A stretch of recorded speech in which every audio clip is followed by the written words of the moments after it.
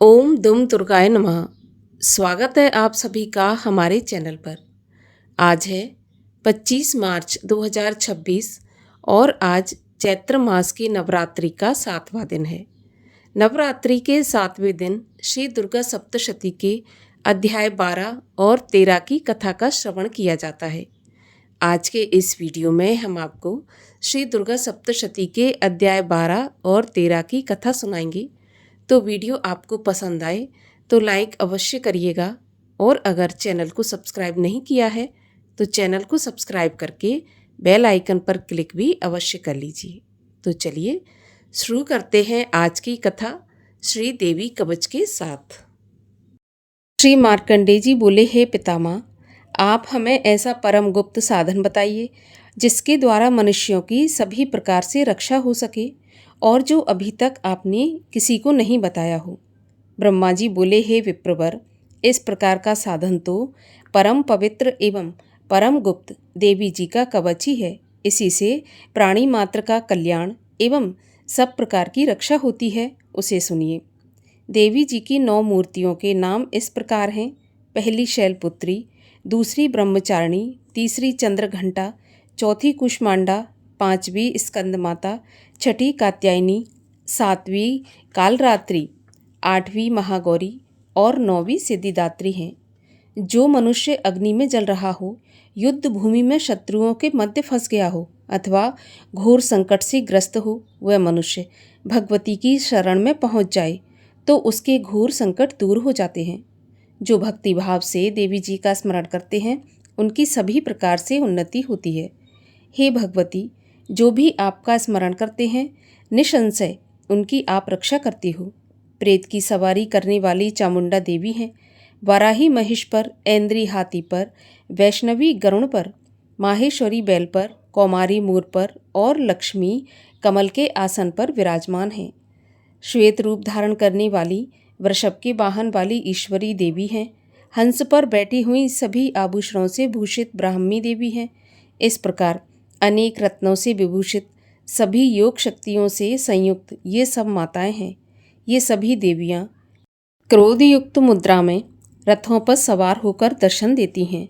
ये शंख, चक्र, गदा, शक्ति, हल, मूसल, खेटक, तोमर, परशु, पाश, कुंद, त्रिशूल, उत्तम आयुध, शारंग, धनुष इत्यादि अस्त्र शस्त्र दैत्यों के शरीर नाश के लिए, भक्तों को अभय देने के लिए एवं देवताओं के हित के लिए धारण करती हैं। हे देवी, आपके दर्शन कठिन है। शत्रुओं के भय को बढ़ाने वाली देवी जी, मेरी रक्षा कीजिए। पूर्व दिशा में मेरी रक्षा ऐन्द्री देवी करें। अग्नि कोण में अग्नि देवता, वराही दक्षिण में, नैऋत्य कोण में खड्गधारिणी, पश्चिम में वारुणी, वायु कोण में मृगवाहिनी, उत्तर में कौमारी, ईशान कोण में शूलधारिणी, ऊपर ब्रह्माणी जी, नीचे वैष्णवी देवी रक्षा करें। इसी प्रकार शववाहिनी चामुंडा देवी 10 दिशाओं में रक्षा करें।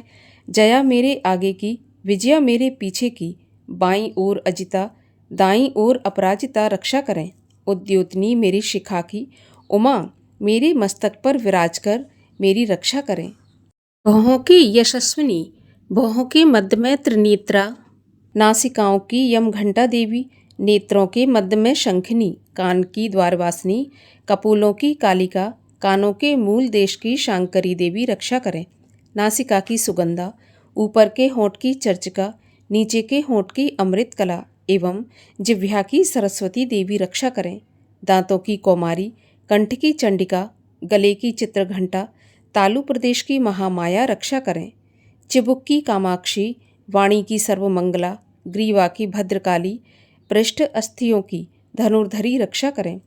कंठ से बाहर भाग की नीलग्रीवा, कंठ नालिका की नलकुबरी, दोनों कंधों की खड्गनी एवं मेरे भुजाओं की वज्रधारिणी रक्षा करें।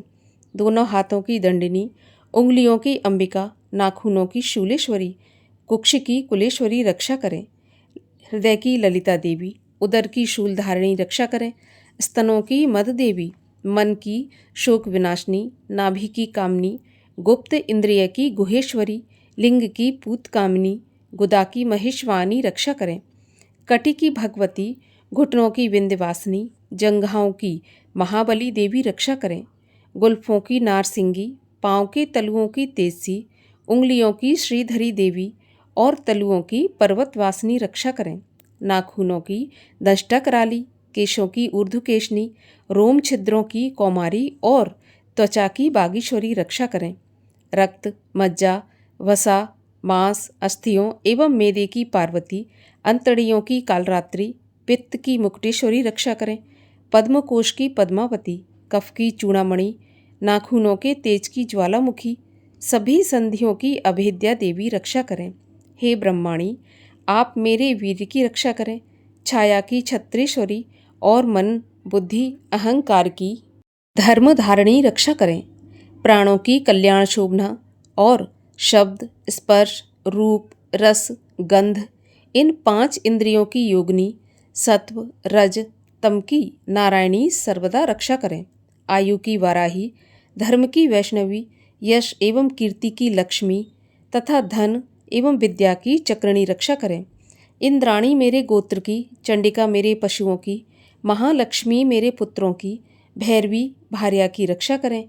मेरे पथ की सुपथा, मार्ग की क्षेमकारी, राजा के दरबार में महालक्ष्मी एवं सभी दिशाओं में स्थिर होकर विजया मेरी रक्षा करें। और जो भी स्थान कवच में नहीं आए हैं और जो आरक्षित हैं, उन स्थानों की पापनाशनी जयंती देवी रक्षा करें। मनुष्य यदि अपना मंगल चाहता है तो एक कदम भी बिना कवच के कहीं न जाए। कवच से नित्य रक्षित मनुष्य जहाँ जहाँ भी जाता है, वहीं से उसे धन का लाभ और सभी कामनाओं की सिद्धि प्राप्त होती है। पृथ्वी पर उस पुरुष को ऐश्वर्य एवं अतुल संपत्ति प्राप्त होती है। वह मनुष्य निर्भय हो जाता है। युद्ध भूमि में भी उसे कोई जीत नहीं सकता। त्रिलोक भर में पूजा जाता है। ये देवी कवच देवताओं को दुर्लभ है। इसको अत्यंत श्रद्धा के साथ सावधान होकर जो तीनों संध्याओं में नित्य पढ़ लेता है, उसे देवी कला की प्राप्ति होती है। कोई भी उसे तीनों लोकों में पराजित नहीं कर सकता। उसे अकाल मृत्यु नहीं आती। वह 100 वर्ष से भी अधिक आयु पाता है। ये कवच उसका तेज, यश और कीर्ति बढ़ा देता है। चंडी पाठ करने वाला पहले कवच पाठ कर ले।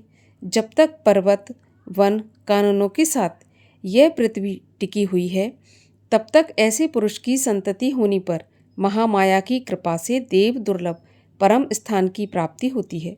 कवच का पाठ करने वाला सुंदर रूप को पाकर सदा शिव के साथ आनंद पाता है। श्री अर्गला स्तोत्र। श्री मार्कंडेय जी बोले, जयंती, मंगला, काली, भद्रकाली, कपालिनी, दुर्गा, क्षमा, शिवा, धात्री, स्वाहा, स्वधा आदि देवियों को मेरा नमस्कार हो। हे चामुंडे देवी, समस्त प्राणियों के दुख निवारण करने वाली आपकी जय हो। सर्वव्यापक देवी कालरात्रि आपकी जय हो। मधु तथा कैठव दैत्यों का दलन करने वाली, ब्रह्मा जी को वर देने वाली आपको नमस्कार हो। हे देवी, आप मुझे सुंदर रूप दो, जय दो, यश दो और क्रोध आदि शत्रुओं का नाश करो। महिषासुर का नाश करने वाली भक्तों की सुखदाता देवी जी को नमस्कार हो। मुझे रूप दो, जय दो, यश दो, शत्रुओं का नाश करो। हे रक्त बीज का वध करने वाली देवी और चंड मुंड असुरों का विनाश करने वाली माता, मुझे सुंदर रूप दो, जय दो, यश दो, शत्रुओं का नाश करो। हे पापनाशक चंडिके, जो सर्वदा भक्तिपूर्वक आपके चरणों में मस्तक झुकाते हैं, उन्हें रूप दो, जय दो, यश दो, शत्रुओं का नाश करो। सभी व्याधियों का नाश करने वाली चंडिके, जो आपकी भक्तिपूर्वक स्तुति करते हैं, उन्हें रूप दो, जय दो, यश दो, शत्रुओं का नाश करो। हे देवी जी, आप मुझे सौभाग्य, आरोग्य और परम सुख दो। रूप दो, जय दो, शत्रुओं का विध्वंस करो। मेरा कल्याण कीजिए और उत्तम धन संपत्ति दीजिए। रूप दो, जय दो, यश दो, शत्रुओं का नाश करो। हे माता, आपके चरणों पर देवता और दैत्य दोनों ही अपने मुकुट की मणियाँ घिसते हैं। हे मातेश्वरी, अपने भक्त को विद्यावान, यशवान, लक्ष्मीवान करो। बड़े बड़े अभिमानी दैत्यों के अभिमान चूर्ण करने वाली चंडिके, मैं आपको प्रणाम करता हूँ। हे 4 भुजाओं वाली माता, चतुर्मुख ब्रह्मा जी आपकी स्तुति करते हैं। हे परमेश्वरी, रूप दो, जय दो, यश दो, बैरियों का विध्वंस करो। श्री पार्वती के पति महादेव जी से स्तुत्य हे परमेश्वरी, रूप दो, जय दो, यश दो, शत्रुओं का नाश करो। हे देवी, आप तो कठोर भुजदंड रखने वाले दैत्यों का भी घमंड नाश कर देती हो। हे अंबिके, आप अपने भक्तों के लिए अपार आनंद की वृद्धि करती हो। मुझे रूप दो, जय दो, यश दो, शत्रुओं का नाश करो। हे मातेश्वरी, आप मुझे वह पत्नी प्रदान करें जो मेरी इच्छाओं के अनुकूल हो और इस भयानक संसार रूपी समुद्र से मुझे तारने वाली हो। उत्तम कुल में उत्पन्न हो। जो पुरुष इस स्तोत्र का पाठ करके महास्तोत्र कीलक का पाठ करता है, वह सप्तशती के पाठ जप से मिलने वाले वर एवं श्रेष्ठ संपदा के फल को प्राप्त कर लेता है। श्री कीलक स्तोत्र। ओम, मैं उन भगवान सदाशिव को नमस्कार करता हूँ जिनके 3 दिव्य नेत्र हैं, जिनका शरीर विशुद्ध ज्ञान स्वरूप है, जो मोक्ष प्राप्ति के कारण है। अर्धचंद्रमा जिनके मस्तक पर शोभायमान है। श्री मार्कंडेय जी बोले, मंत्रों के शाप एवं उत्कीलन आदि को समझकर पाठ करने वाला पुरुष मोक्ष पा लेता है, अतः इसका ज्ञान होना आवश्यक है। सभी उच्चाटन आदि वस्तुएं इसी स्तोत्र द्वारा पाठ करके सिद्ध होती हैं, और जो इस स्तोत्र का पाठ करके सप्तशती के पाठ मात्र से स्तुति करते हैं, उन्हें देवी जी सिद्ध हो जाती हैं। उच्चाटन आदि प्रयोगों से उन पुरुषों को मंत्र, औषधि आदि किसी अन्य साधन की आवश्यकता नहीं पड़ती। बिना जप के सभी उच्चाटन आदि सिद्ध हो जाते हैं। क्या समस्त उच्चाटन आदि इसी से सिद्ध हो जाते हैं? इस प्रकार की लोगों को शंका हुई। तब उस शंका के निवारण के लिए सदाशिव ने सभी को बुलाकर आज्ञा दी। ये सभी सिद्धियां देने वाला शुभ स्तोत्र है। इस चंडिका स्तोत्र को भगवान सदाशिव ने गुप्त कर दिया। इस स्तोत्र के पाठ द्वारा प्राप्त होने वाला पुण्य कभी समाप्त नहीं होता। साधक सभी प्रकार का क्षेम प्राप्त कर लेता है, इसमें कोई भी संशय नहीं है। कृष्ण पक्ष की चतुर्दशी अथवा अष्टमी के दिन एकाग्र होकर जो अपना सब कुछ भगवती के अर्पण करता है और फिर प्रसाद रूपेण ग्रहण कर लेता है, उस पर भगवती प्रसन्न होती हैं। इसी रूप के कीलक द्वारा महादेव ने इसे भी कीलन कर दिया। जो इसके द्वारा सप्तशती का निष्कीलन करके स्पष्ट होकर नित्य पाठ करता है, वह सिद्ध हो जाता है। देवी जी का गण एवं गंधर्व होता है। वह कहीं भी घूम रहा हो, उसे कोई भी भय नहीं होता, न उसकी अकाल मृत्यु होती है। देहांत होने पर वह मोक्ष पाता है। इसलिए इस कीलक स्तोत्र को समझकर तथा उसका उत्कीलन करके पाठ करना उचित है। जो इस प्रकार नहीं करता, उसका नाश होता है। तभी तो बुद्धिमान इसे समझकर ही उत्कीलन से संपन्न स्तोत्र का पाठ आरंभ करते हैं। जो कुछ भी रमणियों में सौंदर्य, सौभाग्य आदि दिखाई देते हैं, ये सब के सब श्रीदेवी की कृपा के फल हैं। इसी कारण इस शुभ स्तोत्र का जप सदा करते रहना चाहिए। इस स्तोत्र के मंद स्वर में पाठ करने से थोड़ा फल मिलता है, उच्च स्वर में अधिक फल मिलता है। सभी सिद्धियां प्राप्त होती हैं, अतः उच्च स्वर से पाठ याद करें। जिस भगवती की कृपा द्वारा सौभाग्य, आरोग्य, संपत्तियां, शत्रुनाश तथा परम मोक्ष की प्राप्ति होती है, उस जगत की माता की स्तुति करनी चाहिए। श्री रात्रि सूक्त। महातत्वादि रूप व्यापक इंद्रियों से सब देशों में समस्त वस्तुओं को प्रकाशित करने वाली ये रात्रि रूपा देवी अपने उत्पन्न किए हुए जगत के जीवों के शुभ अशुभ कर्मों को विशेष रूप से देखती है और उनके अनुरूप फल की व्यवस्था करने के लिए समस्त विभूतियों को धारण करती है। ये देवी अमर है और संपूर्ण विश्व को नीचे फैलने वाली लता आदि को तथा ऊपर बढ़ने वाले वृक्षों को भी व्याप्त करके स्थित है। इतना ही नहीं, ये ज्ञानमयी ज्योति से जीवों के अज्ञान अंधकार का नाश कर देती हैं। पराचित शक्ति रूप रात्रि देवी आकर अपनी बहन ब्रह्म विद्यामयी उषा देवी को प्रकट करती हैं, जिससे अविद्यामय अंधकार स्वतः नष्ट हो जाता है। वे रात्रि देवी इस समय मुझ पर प्रसन्न हों, जिनके आने पर हम लोग अपने घरों में सुख से सोते हैं, ठीक वैसे ही जैसे रात्रि के समय पक्षी वृक्षों पर बनाए हुए अपने घोंसलों में सुखपूर्वक शयन करते हैं।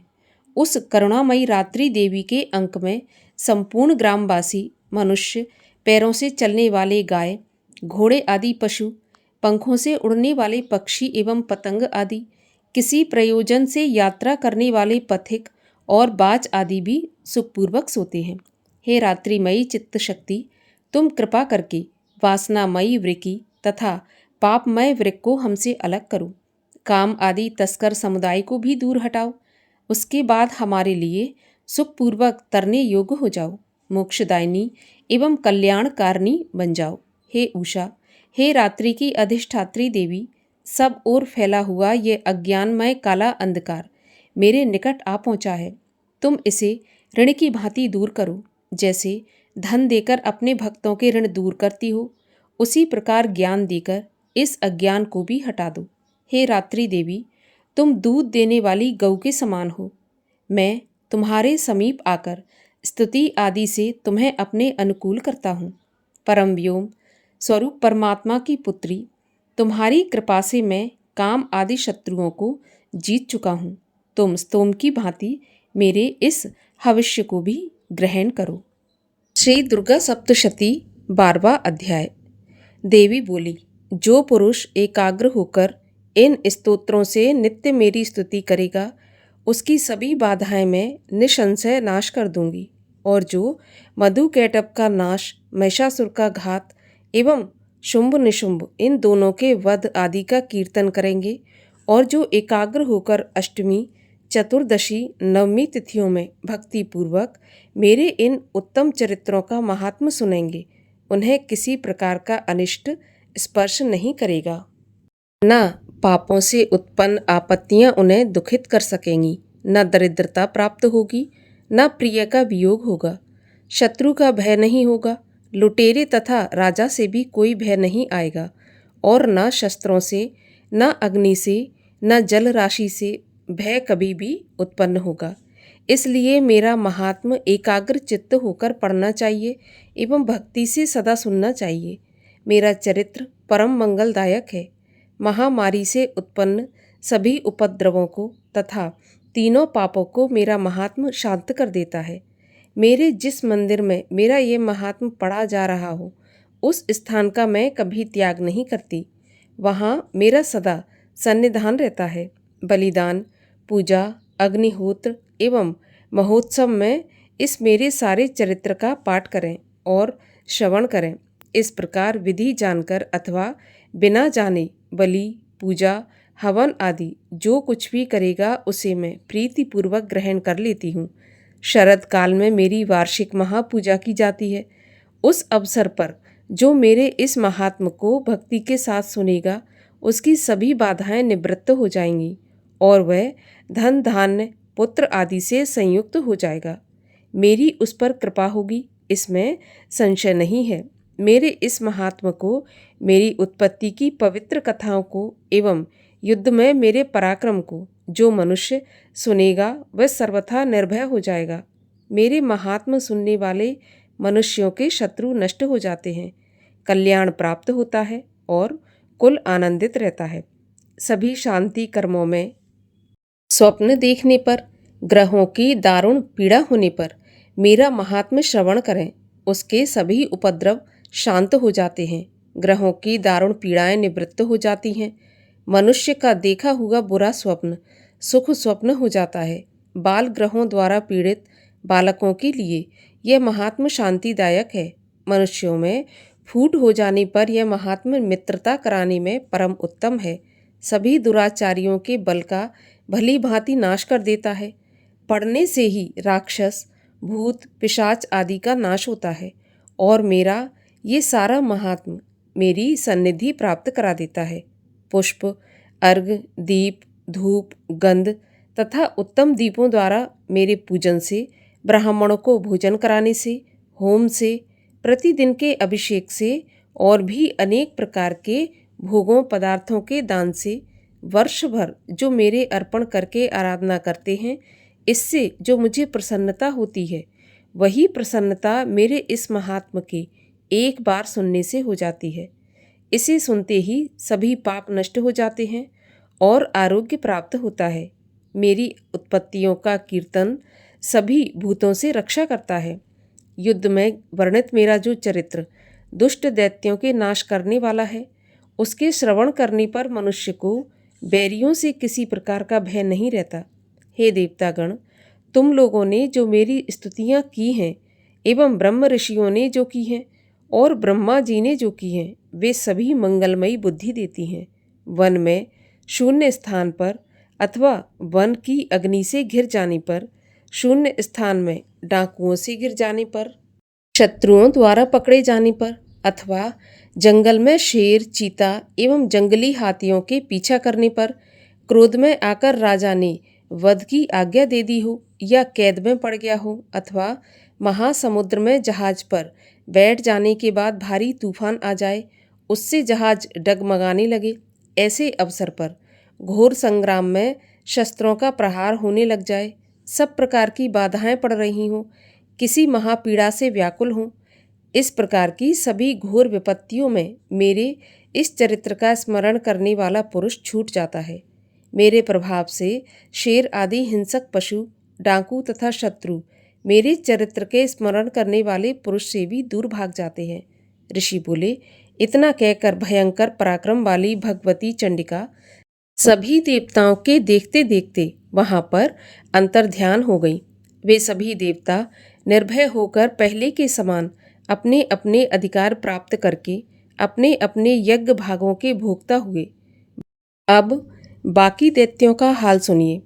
जबकि देव शत्रु शुंभ युद्ध में मारा गया, जो इस जगत में विध्वंस पर तुला हुआ था, जो अतुल भयंकर महापराक्रमी था, उसके मारे जाने पर और फिर महापराक्रमी निशुंभ के भी मर जाने पर बाकी बचे खुचे दैत्य पाताल में भाग गए। हे राजन, इसी प्रकार भगवती जगदम्बिका नित्य स्वरूपा देवी पुनः पुनः प्रकट होकर जगत की रक्षा किया करती हैं। ये देवी जी विश्व का मोहन करती हैं, वही जगत को पैदा करती हैं, उसी के आगे प्रार्थना करने पर संतुष्ट हो जाती हैं, फिर ज्ञान एवं रिद्धि प्रदान करती हैं। हे राजन, उसी ने ही सारे संसार को व्याप्त कर रखा है। महाप्रलय काल में महामारी के स्वरूप से ही ये देवी ब्रह्मांड भर में व्याप्त हो जाती हैं। वही देवी समय समय में महामारी हो जाती हैं। अजन्मा होते हुए भी वह सृष्टि रूप हो जाती हैं। वही सनातनी देवी समय समय पर प्राणियों की स्थिति किया करती हैं। मनुष्यों के उन्नति के समय में वही देवी घर में वृद्धिदायिनी लक्ष्मी रूपा हो जाती हैं। फिर अभाव के समय विनाश के लिए अलक्ष्मी अर्थात दरिद्रता भी बन जाती हैं। पुष्प, धूप, गंध आदि सामग्रियों से पूजी हुई फिर स्तुति करने पर वही देवी धन, पुत्र, धर्म में मति, शुभ गति आदि प्रदान करती हैं। 13वां अध्याय। ऋषि बोले, हे राजन, इस प्रकार मैंने देवी जी का उत्तम महात्म तुम्हें सुनाया, जिसने इस जगत को धारण कर रखा है। वह देवी इस प्रकार के प्रभाव वाली हैं। वही देवी विद्या उत्पन्न करती हैं। उसी विष्णु की माया ने ही, हे राजन, तुमको, इस वैश्य को और विवेकवान जनों को मोहित कर रखा है। ये पहले भी मोहित थे, आगे भी मोहित होंगे। इसलिए हे महाराज, तुम उसी परमेश्वरी की शरण में जाओ, क्योंकि वही देवी आराधना करने पर मनुष्यों को भोग, स्वर्ण एवं मोक्ष आदि प्रदान करती हैं। मार्कंडे ऋषि बोले, क्रोष्टिक जी, इस प्रकार ऋषि की बात सुनकर राजा सुरथ ने उत्तम व्रतधारी महाभाग मेधा ऋषि को प्रणाम किया तथा ममता और राज्य आदि के हरण से दुखी होकर तत्काल ही वह राजा तप करने चला गया। वह वैश्य भी नदी के पास जाकर भगवती के दर्शन के लिए देवी के सूक्त का जाप करने लगा और फिर राजा तथा वैश्य दोनों नदी के समीप मृत्तिका से देवी की मूर्ति बनाकर प्रतिदिन पुष्प, धूप और हवन तर्पण आदि से धीरे धीरे आहार थोड़ा करते हुए निराहार होकर एकाग्रता से देवी जी में मन लगाकर एक चित्त होकर के देवी जी की आराधना करने लगे। उन दोनों ने बलि प्रदान के समय अपने अंगों के रुधिर का प्रोक्षण किया। इसी प्रकार संयम पूर्वक 3 वर्ष पर्यंत आराधना करते रहे।